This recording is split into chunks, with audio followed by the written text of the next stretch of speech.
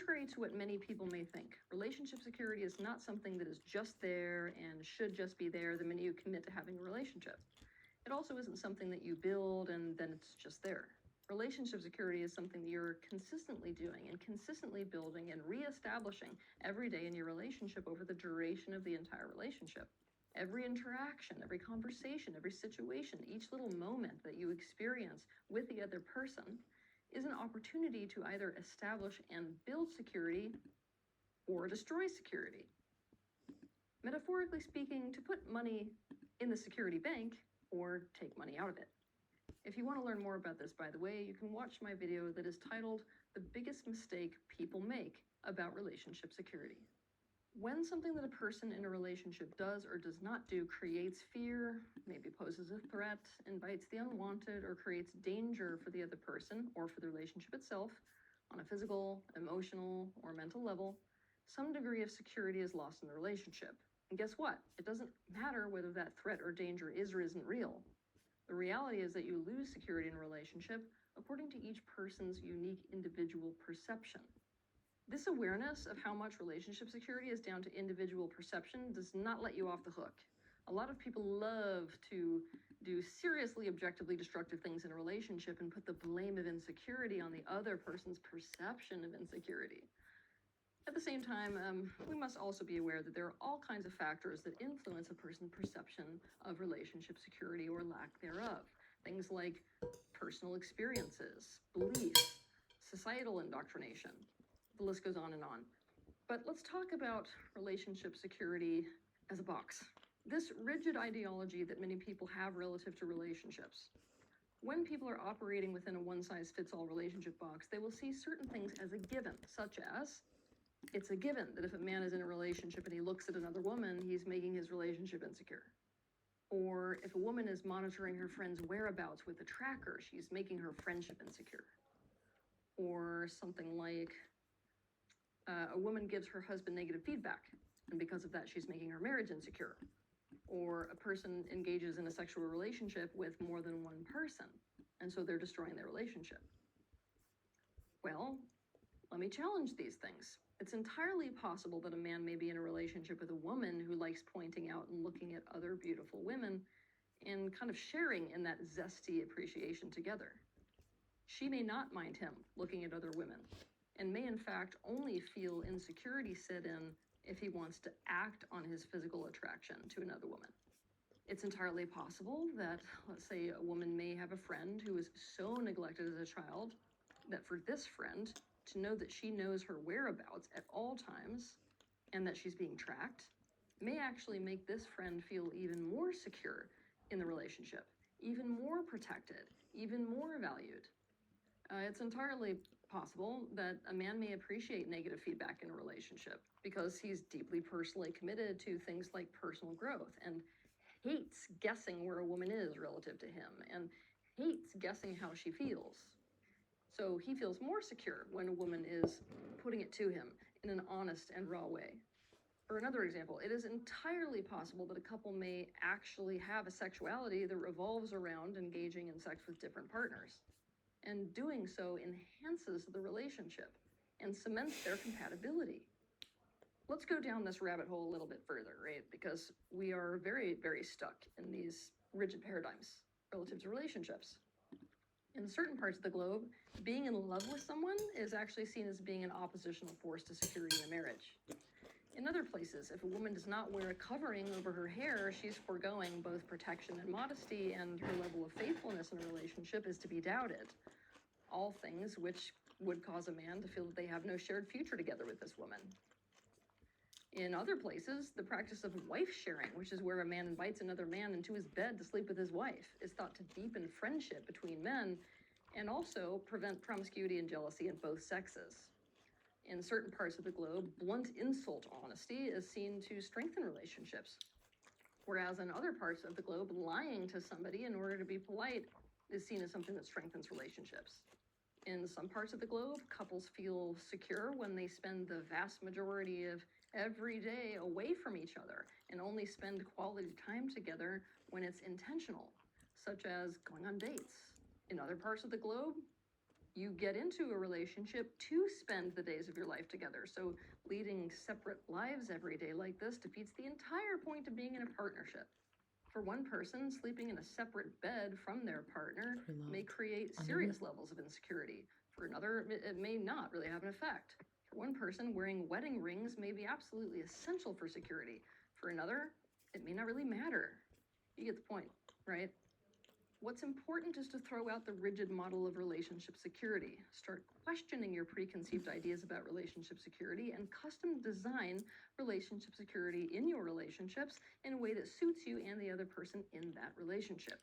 This is yet another reason why compatibility is so very crucial in a relationship. When incompatibility exists, it's a real problem for security in a relationship.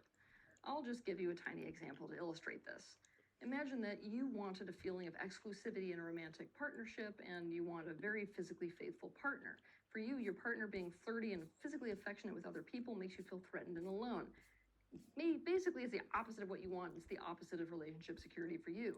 Well, getting into a relationship with an exotic dancer would be incompatible. There would be daily withdrawals from the relationship security bank account. Or, for example, if relationship security includes your partner maintaining your privacy, being with a person whose relationship security is about openness is going to be a real problem. If you get into a relationship with someone that is incompatible, the amount of effort you will have to put towards trying to create security in that relationship is going to feel a lot like trying to build a sand castle in the rising tide. It will quite literally be impossible to keep up. If you want to understand more about this, by the way, you can watch my video that is titled Incompatibility, a Harsh Reality in Relationships. So maybe at this point you want some examples. So I'll give you your first example of a couple that has custom designed their unique formula for relationship security. Let's look at Trevor and Millie. In this relationship, Trevor is the one that earns the money in that relationship. He fully provides for Millie. Trevor likes feeling fully in the masculine in terms of providership. It causes his confidence to increase and his sense of having a place in her life to be more solid. And without this financial pressure, Millie is more affectionate and loving towards him. She also respects him more, and he meets her lifestyle needs, which causes her to value him more. This decision enhances their sense of relationship security. Millie and Trevor have their own bedroom. They only share a room when they have sex. Now, both of them feel that having this autonomy causes their attraction to each other to be more intense, as well as causes them both to feel like they don't have to be tiptoeing around each other or conform to each other's, let's say, incompatible rhythms. Why? Trevor likes to work sometimes until 3 o'clock a.m. Millie likes to sleep at 9 p.m. and wake up early to go for a run. And they have totally different styles. You walk into her room, it's decorated in floral motif. His, it's leather and chrome. This too enhances their feeling of security in the relationship. So Millie used to involve her mother in every single thing 5 or 6 times a day. This was not enhancing the relationship security because Trevor felt like he was married to 2 women and that he had to please them both. Well, Millie decided to enhance their relationship security by not requiring Trevor to cater to her mother, except for on her mother's birthday and on Christmas. This agreement didn't feel like a sacrifice for either of them, so it enhanced their sense of security. Trevor met Millie at a kink festival. Millie is a submissive and Trevor is a dom. They attend play parties together. Trevor intentionally watches other men sexually engage with Millie. Both of them describe this being an experience that makes them feel more secure, more bonded, more attracted to each other. Now, this is interesting because this is something that would destroy other couples' sense of security, but it actually enhances theirs. Millie wears a submissive's necklace. Wearing this necklace makes both of them feel way more secure in their bond. Millie is very insecure about being lovable and needs lots of reassurance, and so Trevor makes it a real point to consistently reassure her and to shower her with words of affirmation throughout the day. And it works wonders. It has a real effect. So it enhances their security. Trevor does not do well with criticism. It was an issue in their relationship at first, but Millie needs to be able to voice her distress so that Trevor can make adjustments and respond to it. So they've come up with this kind of a system. When Millie needs to give Trevor negative feedback, she writes him a text message. rather than confronting him about it verbally. So what he does is he gets to take this message, he gets to process it and deal with any shame that arises away from her, and then, once he's feeling more empowered, he gets to come to her with constructive solutions to the distress that she is expressing. This way of dealing with conflict between them enhances the security in their relationship. What else? Oh yeah, they both love basketball. So they make it a point to go to every single game of the NBA season in their area. Sharing this obsession makes them feel bonded. It enhances the security in their relationship. But now, let's look at another couple. Let's look at Benham and Rahini. They both have careers that they adore. They've decided that putting all of their money into a joint account and building it up so they can invest in things together creates a sense of togetherness and wealth building, which creates security in their relationship. Both of them believe that fidelity is critical to their security in the relationship, and so the rule that they have come up with is that neither of them does anything to arouse insecurity in each other with a person of the opposite sex. For them, this means no flirting, no touching, no kissing, sex outside the relationship. They expect each other to end relationships where this is even a remote threat to their relationship. Benham needs Rahini to put lots of energy into his family of origin. Well, she's okay with this because it's a cultural expectation that she grew up with also, and she is okay with signing up for, especially because it creates a sense of belonging for her and means so much to Benham that it does strengthen his commitment to her. Rahini needs to be allowed to go out once a week with her female friends. For her, this fuels her and it makes her feel more free. Benham used to be threatened by this, but what he said is that it would make him feel more secure if he got to know these other women, so that he didn't feel like they were influencing her in a way that made the relationship insecure. So Rahini obliged to him, and slowly he got to know these other women, and now what he likes to do to be kind of the big man on campus is enable them to have a good time. Last time Rahini had a girls' night out, he actually found out where they had gone to dinner and bribed the bartender to bring them drinks on the house. This enhanced Rahini's bond to him. She found it extra thoughtful. But they both agreed that every other day of the week they need to spend the evening together. Otherwise, they would start to feel disconnected, and their sense of security would suffer. Now, here's a fun aspect of this relationship. They were both never allowed to argue with their parents as kids, and so it feels freeing that they can yell and argue with each other. It enhances their intimacy and acceptance. In this way, what may destroy another couple's security actually enhances theirs. They sleep in the same bed every single night. For them, cuddling is a bonding experience, and sleeping separately is emotionally threatening to security. One way that they show their love to each other is by enabling each other's need for novelty. This is pretty cute, but they both have a bucket list of things that they really want to try, and they make it a point to help each other to experience those things on each other's list. Rahini is an excellent cook. When she cooks for Benham, especially when she sends him to work with a lunch, it makes them feel much more secure in the relationship. Why? Because he feels nourished and loved by her, and she feels totally received and appreciated. They are religious about wearing their wedding rings 24/7 and are very superstitious about other couples taking them off or losing their rings. This is a big point of security in the relationship. You may have cringed listening to these examples because, contrary to Trevor and Millie or Benham and Rahini, certain elements of that relationship may make you die of insecurity. That's how to know that those specific elements may not be a part of the picture of security in your personal relationships. May not be part of your personal relationship security formula. What's important to know is that it's not a given that X creates insecurity in a relationship and X creates security. It really depends on each individual. It isn't wrong also for a person or two people to decide to stretch themselves regarding security in a relationship. This can be a key component of growth in a relationship. But what matters is that if you do this, both people actually, not codependently, actually want to do it. If not, it's going to backfire. But one common example of this is, let's say that a couple gets to the point where they decide they want to open the relationship. Relationship security depends on troubleshooting the insecurities that exist in a relationship and custom designing your relationship together in order to create real security. Security that can be depended on. Have a good week.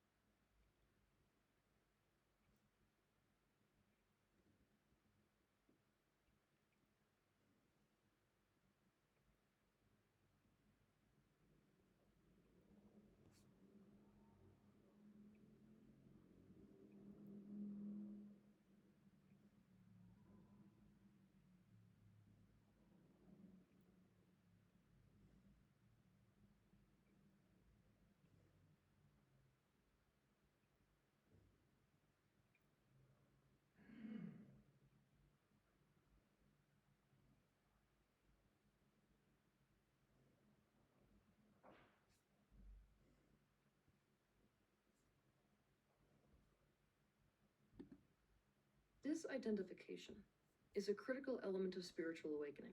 Because it is so important, though, people assume that it can only be good. But there's a shadow side to disidentification.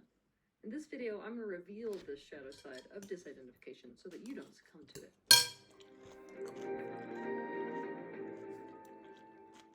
So first, let's talk about what disidentification is. Identity is the condition of being oneself, one separate self. Another word for this is ego.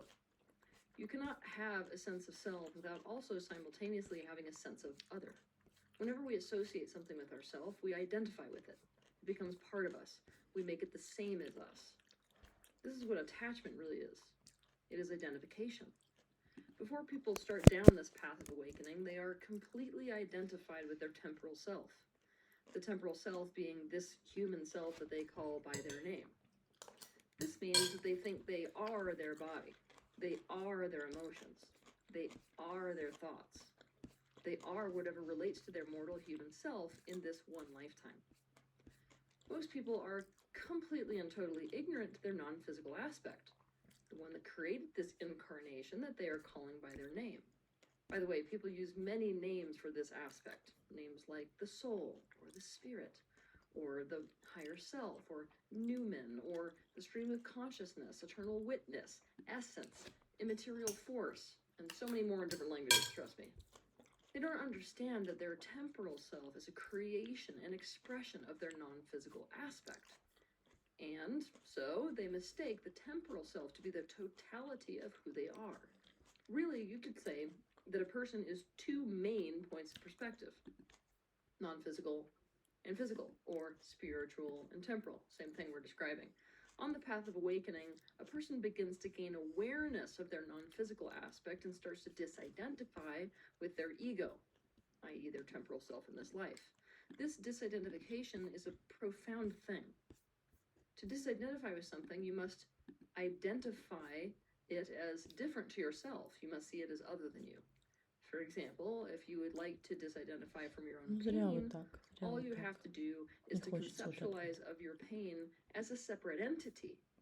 And when you experience pain, observe the pain as if you were watching this separate entity reacting. In this way, you do not take the pain personally. When you disidentify, you become able to see things much more objectively. So let's look at some other benefits of disidentification. И никаких нейлонов, ребят. Ну, понимаете? Ну, понимаешь, 15% и 6 еще эластана. Ну, и ты себя называешь бамбу? Да нифига ты не бамбу. Меня не волнует, что ты почти 80% бамбу.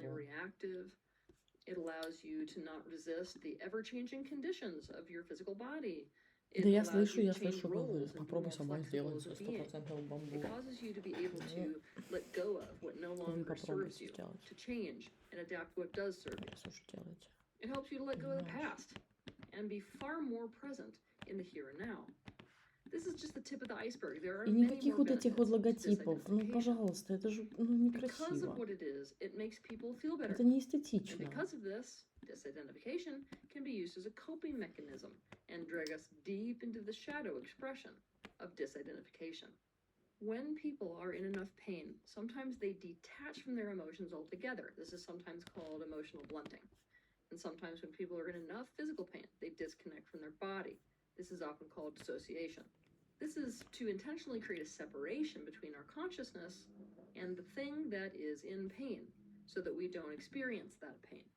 If we understand this concept in general, we can now move to an understanding of the shadow side of disidentification. So what is it? It's when we identify the problem that is causing us pain as being our temporal human self, and so we choose to separate ourselves from it so as to get away from it. It's a radical self-disownership. Basically, our temporal human self is in pain and we don't want to experience that pain anymore, and so we disconnect from it and detach from it and disidentify with it and no longer consider it to be a part of us. This is the most extreme form of self-abandonment that a person can exact upon themselves. They no longer see the aspect of their ego or temporal form as theirs, any of what's associated with that aspect. And as a result, they remain disconnected from those things, deny them, refuse to acknowledge them, renounce them, minimize them, and see them as totally invalid to them. No greater cruelty can be exacted upon your temporal self. And as if this isn't bad enough, the doing so is so often justified with spiritual beliefs and even spiritual truths.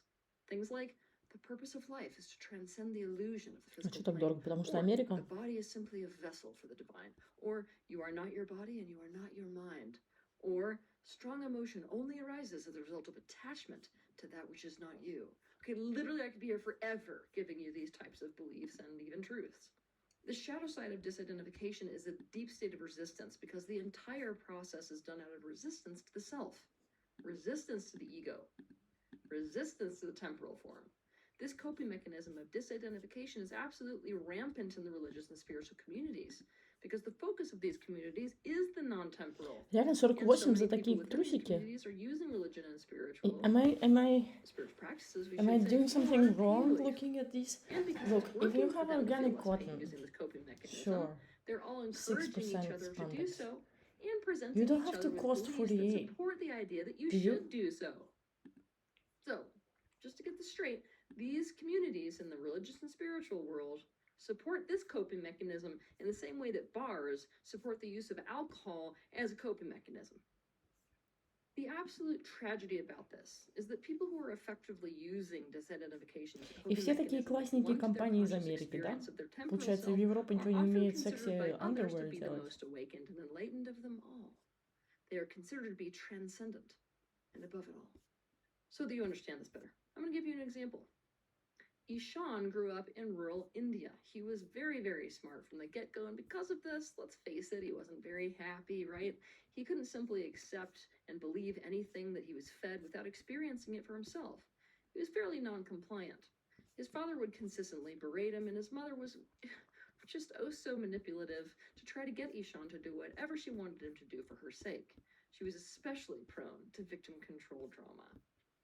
His grandfather, who he was really, really close to, his only safe attachment figure, died when he was 7, and as a result, the family had to move to a major city where he was put in school for the very first time, which for Ishan was an absolute jail.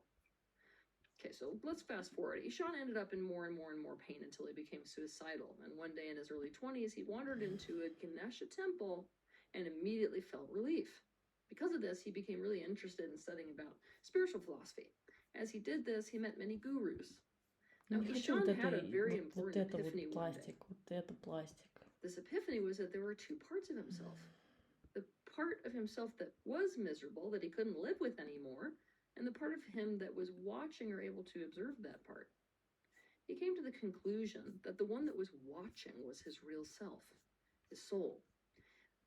The Ishan that existed before this life and that will exist after. And he came to the conclusion that the other part was his ego, not his real self. Now, this realization caused this major internal shift whereby he drastically identified with his non-physical aspect and drastically disidentified from his temporal self, his unhappy self. He no longer saw any of his temporal self that he calls by the name Ishan as him or as his. He radically disowned it. This is not my body, and my body is not who I am. It is not me that is in pain. It is the ego and this emotional body that's in pain. It is this aspect of me that was conditioned in such a way to stay in pain. These are not my emotions. These are reactions that I'm watching happen in the body that isn't me. When Ishan would experience an emotion, he would not see it as his emotion. He would minimize it, see it as totally invalid to him, refuse to engage with the language of felt perception. As a result, he may have been observant of the things going on within his temporal self, but he was fundamentally unresponsive to it. He was dismissive towards anything that related to his temporal self.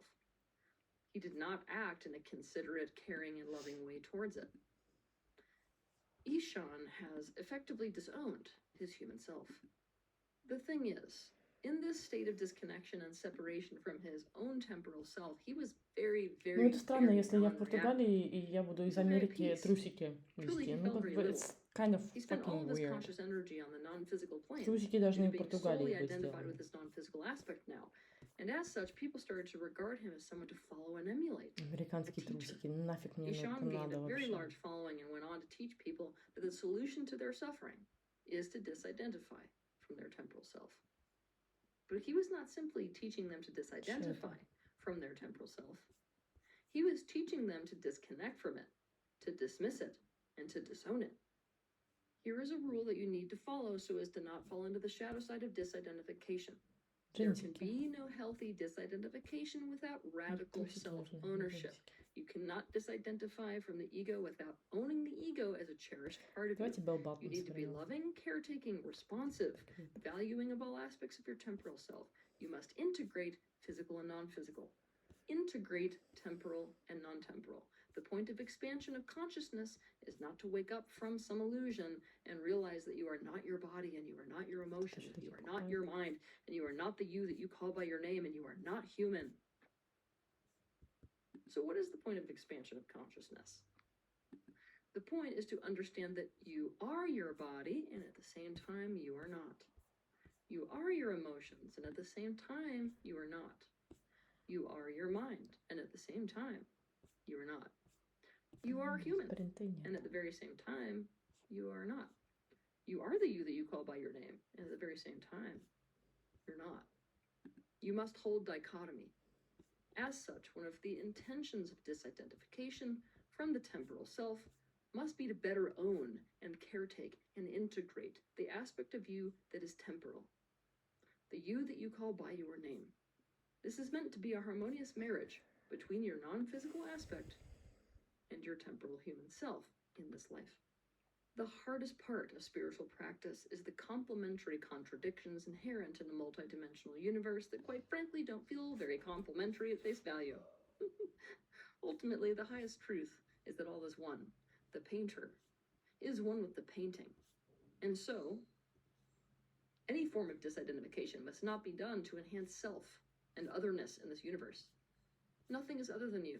Not your mind, not your body, not your emotions, not other people, not your kitchen table, not your dogs, not the clouds, not the cement on the sidewalk. But to even see, much less experience and live in alignment with this truth, we must first disidentify with the very things that are keeping us locked in our own intense sense of identity. Have a good week.